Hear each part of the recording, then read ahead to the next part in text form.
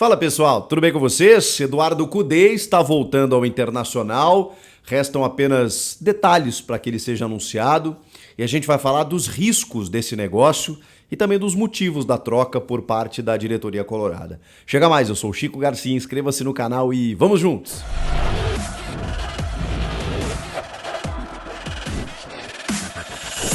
Eduardo Cudê, Tchatcho Cudê e seu cachecol está de volta ao Inter, questão de tempo aí para que o anúncio oficial aconteça. Na Argentina, inclusive, já dá uma informação de que ele treinará o time contra o Bragantino, 4 da tarde do próximo domingo pelo Campeonato Brasileiro. Deve desembarcar em Porto Alegre nessa quarta-feira, quarta e quinta-feira no máximo, para comandar treinamentos e já comandar o time no domingo. Mas é claro que o objetivo está lá daqui 2 semanas contra o River Plate da Argentina em 2 jogos válidos pelas oitavas de final da Libertadores. E por quê? Pô, Chico, mas a Libertadores é importante para o Inter? A Libertadores é difícil de ser conquistada? É difícil, mas o Internacional está vivo na disputa. E passando por um gigante como o River Plate, pode ganhar muita força, né? Inclusive para encarar potenciais brasileiros na sequência, como Flamengo, Palmeiras, sei lá, candidatos ao título verdadeiramente. Mas aí restarão apenas 5 jogos, né? Se o Inter passa pelo River Plate para conseguir uma conquista de Libertadores. É óbvio que é difícil, mas o Inter fez esse movimento também pensando nisso. Não é via Campeonato Brasileiro, onde o time está no meio da tabela de classificação e não tem aspirações maiores, a não ser buscar uma vaga de Libertadores ou pré-Libertadores, ficar no G4, G6, enfim, porque o Inter perdeu muito tempo na temporada, a verdade é essa. Mas no momento em que troca para trazer Eduardo Cudê, tem algumas situações que precisam ser detalhadas. A primeira delas, o Eduardo Cudê é um bom técnico de futebol? Não à toa, foi campeão argentino pelo Racing, deixou o Inter na liderança do Campeonato Brasileiro em 2020, foi treinar o Celta de Vigo na Espanha, tirou o time da zona do rebaixamento, fez uma campanha aceitável, renovou por mais uma temporada e aí acabou saindo na temporada seguinte. Volta aqui ao futebol sul-americano e treina o Atlético Mineiro, o poderoso Atlético Mineiro, onde ele criou algumas inimizades, como também fizera no Internacional. A questão é, o Eduardo Cudê, ele tem as suas manias, como todos os técnicos têm, mas ele tem um temperamento difícil de ser controlado, de ser administrado. No período que ele estava no Inter, eu conversei com algumas pessoas que me disseram que ele pediu demissão 4 vezes. Que ele pedia jogadores assim com muita efusão. E assim, a gente sabe, né, como é difícil um treinador que chega no clube e começa a pedir reforços. Ele tem essa característica, aliás, publicamente, né? Fez isso no Inter naquela oportunidade, fez isso no Atlético Mineiro, se inviabilizou no Galo com os dirigentes, com a torcida, com o elenco e acabou saindo daquele jeito, né? Se despediu dos atletas antes da data FIFA, aí o Atlético comunicou que ele estava fora, ele disse que não tinha saído, ficou aquela coisa, qual dos dois vai pagar uma multa de 26 milhões de reais e aí no fim entraram num comum acordo, porque ninguém queria ficar, né? Nem ele queria ficar e nem o Galo queria ficar com ele. Ele tem esse comportamento, deu entrevistas lá bombásticas, que os dirigentes, o Rodrigo Caetano e também os mandatários do Atlético disseram, cara, a gente tá tentando ver qual é o melhor pro Galo aí, porque realmente ficou complicado, né? Quando ele detona o elenco de jogadores, quando ele diz que o elenco não é suficiente para vencer as competições, e olha que se o Atlético Mineiro, na opinião do Eduardo Cudê, tinha dificuldades, e é esse o ponto que eu quero chegar, vocês imaginem o Internacional, que realmente terá alguns acréscimos em relação ao que Mano Menezes tinha à disposição.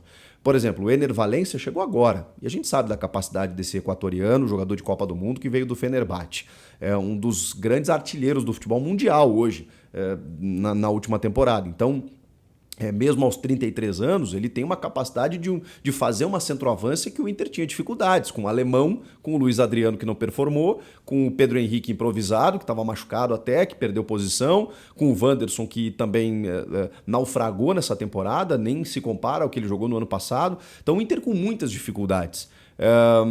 E aí com o Gabriel, que lesionou, o Inter patinou atrás de um número 5, né? De um volante. Ora o Johnny, ora o Campanharo, que chegou e também não conseguiu suprir, o Rômulo por ali. Enfim, sérias dificuldades o Inter sofreu, mas o Gabriel recuperou. O Arangues chegou, ele sendo o segundo homem, também com algum processo de lesão, mas enfim, pode agregar mais qualidade. Tá chegando aí o Bruno Henrique. que se desvinculou do Al Ittihad da Arábia Saudita, ex-Palmeiras, ex-Corinthians, volante e tudo mais, faz mais a segunda função, pode fazer primeiro também. Enfim, esses acréscimos apenas Eduardo Cudê terá. A questão é, o futebol do Inter com o Mano Menezes era deprimente, era triste, não tinha nada.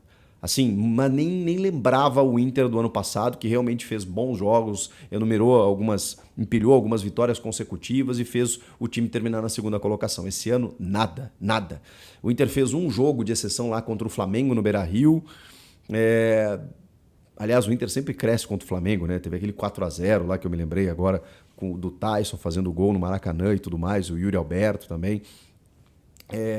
Mas assim, a gente conta nos dedos grandes jogos que o Inter de Mano Menezes fez em 2023. 2022 foram vários.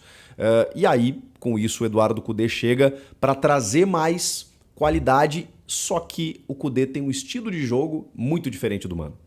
Ele não usa pontas, e o Inter tem alguns pontas, Pedro Henrique, Wanderson. Ele gosta de meias de chegada, ele gosta de meias, inclusive, fazendo a função, às vezes, até de um segundo atacante.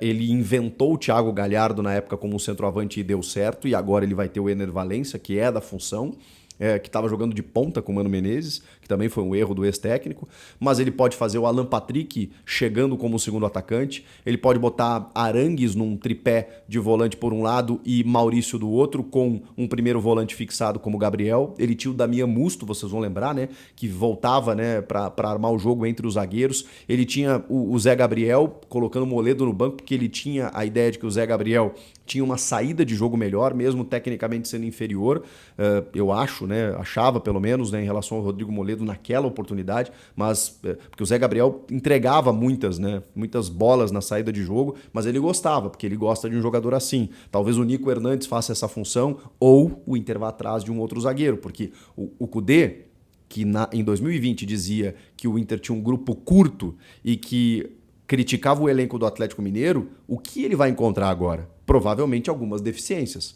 E será que vai ter tempo do Inter contratar na janela? E aí a outra questão do motivo dessa troca, que atende pelo nome de Alessandro Barcelos, que é o presidente do Inter e que faz uma manobra arriscada. Com 15 dias para o jogo contra o River, ele contrata Eduardo Cudê pela relação que os dois têm.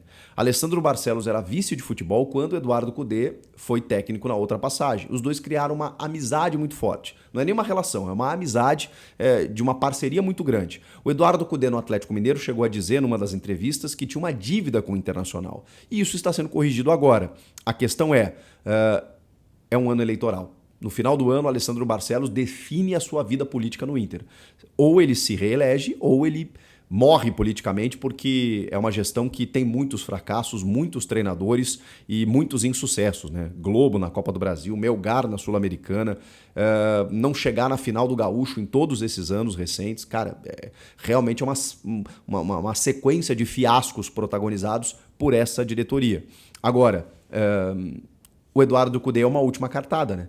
Porque, inclusive, há um aceite do Eduardo Cudê em fazer um contrato de 4 meses. 4, 5 meses, até o fim da temporada. Com certeza alinhavado caso o Alessandro Barcelos seja reeleito para que ele permaneça. Isso se o trabalho der frutos. E o que é dar frutos? Eu não vou imaginar que o Inter vai ser campeão da Libertadores. Não acho que tenha condições para isso. Mas se ele conseguir performar e cair para um gigante, enfim, jogando bem, melhorar o jeito de jogar do Inter, eu acho que ele já, digamos assim, se garante para a próxima temporada, com o Alessandro Barcelos reeleito. Agora, se não der certo, se o Inter cai para o River Plate, por exemplo, nas oitavas de final, e a coisa não acontece no Brasileiro, final do ano, saem Alessandro Barcelos e Eduardo Cudê. Provavelmente o presidente do Inter não vai ser reeleito, e o técnico do Internacional não vai continuar. Então é uma última aposta política, uma manobra eleitoreira, de certa forma, mas também, obviamente, que pode ter benefícios práticos dentro de campo, e também uma perspectiva de que um técnico argentino, experiente, que conhece o futebol argentino, né, e o futebol sul-americano, possa ajudar o Inter a passar pelo River. Só que o Inter vai mudar completamente o jeito de jogar em 15 dias. Conseguirá Eduardo Cudê fazer isso? Não sei. Conseguirá ele se controlar nas entrevistas e criticar menos o grupo do Inter? Ele vai pedir reforços? O presidente vai atender? Com toda aquela política de segurar um pouco e tudo mais? Tá gastando. Já gastou com alguns reforços, vai gastar mais? O Kudê não se contenta com aquilo que ele tem. Ele sempre pede um pouco mais. E é intempestivo. O Alessandro Barcelos vai conseguir controlá-lo? Isso a gente vai descobrir na sequência. Comentem aqui, inscreva-se no canal e eu volto na próxima. Tchau!